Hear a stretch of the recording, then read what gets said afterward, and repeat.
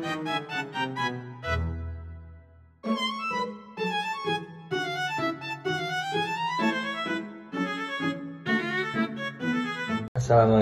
warahmatullahi wabarakatuh. Perkenalkan, nama saya Dinar Maulana Hanafi dengan NIM 12250315021. Baik, di sini saya akan mempresentasikan tugas presentasi dengan matkul audit sistem informasi. Yang di sini saya membahas COVID 2019. Ada dua domain yang saya bahas. Yang pertama ada Manage Performance and Conformance Monitoring. Yang kedua ada Manage System of Internal Control atau dengan simbol MA01 dan MA02.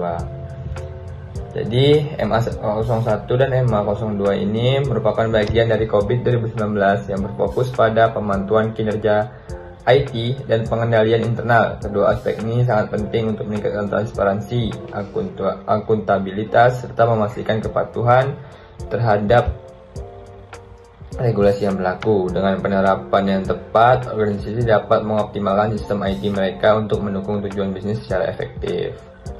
Nah, Manage Performance and Conformance Monitoring ini berfokus pada pemantauan kinerja IT serta kepatuhan terhadap regulasi dan kebijakan internal. Tujuan utamanya sendiri ialah memastikan bahwa layanan IT yang digunakan oleh organisasi mampu mendukung pencapaian tujuan bisnis dan memenuhi standar yang telah ditetapkan. Penerapan MA01 juga memberikan manfaat beberapa peningkatan transparansi dalam operasional IT, peningkatan akuntabilitas organisasi, serta kepatuhan terhadap regulasi yang berlaku. Namun terhadap tantangan dan implementasinya, seperti kesulitan dalam menetapkan metrik yang tepat, keterbatasan sumber daya untuk pemantauan, serta kompleksitas regulasi yang telah berubah. Sedangkan Managed System of Internal Control ini berfokus pada pengelolaan sistem pengendalian internal yang bertujuan untuk mengurangi resiko serta memastikan kepatuhan terhadap kebijakan organisasi. Dengan adanya sistem ini, pengendalian internal yang baik, stabilitas operasional dapat terjaga dan kepercayaan dari pemangku kepentingan dapat meningkat. Beberapa manfaat utamanya dari MA02 ini mencakup peningkatan efisiensi dan efektivitas proses bisnis, pengurangan risiko operasional serta kecurangan, serta memastikan kepatuhan terhadap standar industri. Namun dalam penerapannya, organisasi dapat menghadapi tantangan seperti penyesuaian kontrol dengan kebutuhan bisnis yang dinamis, resistensi karyawan terhadap perubahan, serta keterbatasan sumber daya dalam mengelola sistem pengendalian internal. Selanjutnya yaitu praktek MA01 dan MA02.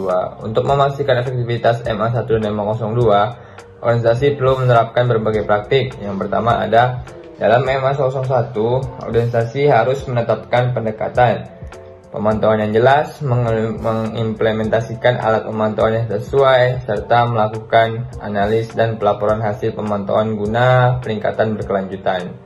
Sementara itu, dalam MA02, organisasi perlu menetapkan kebijakan dan prosedur pengendalian internal yang efektif, melakukan evaluasi berkala terhadap efektivitas pengendalian, serta melaporkan dan menindaklanjuti hasil evaluasi untuk perbaikan yang berkelanjutan.